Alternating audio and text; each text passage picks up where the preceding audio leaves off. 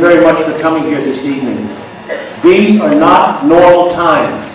We have a president who wants to provide arms to Al-Qaeda. Did he so quickly forget what happened on 9/11? We have a president who doesn't want to find out and didn't decide to do anything to protect his own ambassador. We have a speaker who has a complete lack of curiosity to find out why the president did nothing. We have our good Congressman Frank Wolf, who used the normal tools to get a hearing. That was unsuccessful. You need people who are willing to go to Washington, to start fights, who know how to kick tail, and who've done it successfully. I have done that in Richmond. I have no inhibition about getting in fights in Washington. Why are all these things wrong? Whenever I decide to do something in the public arena, I return to first principles, the foundational documents. The laws of our nation are based on the laws of nature and nature's God. Let facts be submitted to a candid world, our founders said, and they put out why they were going to war against Great Britain. They were for transparency. I am suing the University of Virginia right now, where they're hiding the papers of Michael Mann and leveraging this whole big fight on global warming and not disclosing this.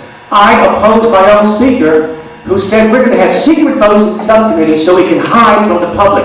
I was the only Republican to oppose that. And for standing up for you in the Constitution of Virginia, I was stripped of all my seniority for 16 years. I would do it again in Washington because I work for you, not a clique there. The Constitution talks about for depriving us in many cases of trial by jury. That's why I introduced House Bill 1160, which my friend here opposed.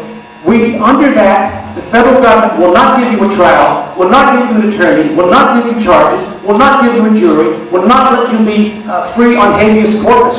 That is not the kind of country I want, but my opponent voted for that. Only 7 people did that.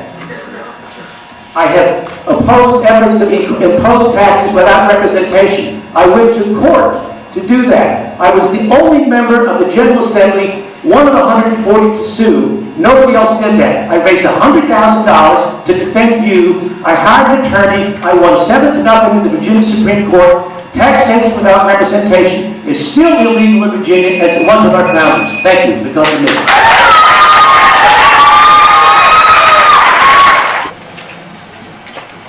Let me tell you a story. I was at the UVA Virginia Tech game in the late 1990s, and I talked to Governor Gilmore. And I said, you know what, if you appoint David Rickard, the delegate from Prince William, to a job in the parks, I think we can tie or maybe even take control of the General Assembly. Jim said, let me think about it. I found out he did do that. We had an excellent candidate, Michelle McQuigg, who's one of the few people right now suing against the laws of the Marriage Amendment. I decided at that point we would have a plan to hold the floor of the House of Delegates for 3 days. We set up 4 teams to do it. Myself, Morgan Griffin, and Jack Russ were on one of the teams. In the first 4 hours, we were doing this. The clerk of the House of Delegates is the presiding officer at that point. The Democrats saw what was going on. They called a recess.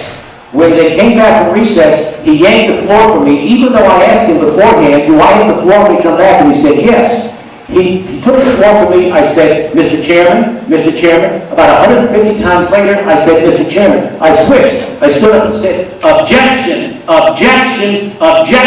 After about 5 minutes, 1 Republican stood up, 2 Republicans stood up, 3, 4, 5. Every Republican eventually stood up, banging the tables, almost like a fight in the Taiwanese parliament. We blocked them because 3 days later, we got parity. I didn't ask for anybody's advice to do it. I saw what happened. I know the rules. Short of a fist fight, that's what you do to gain power.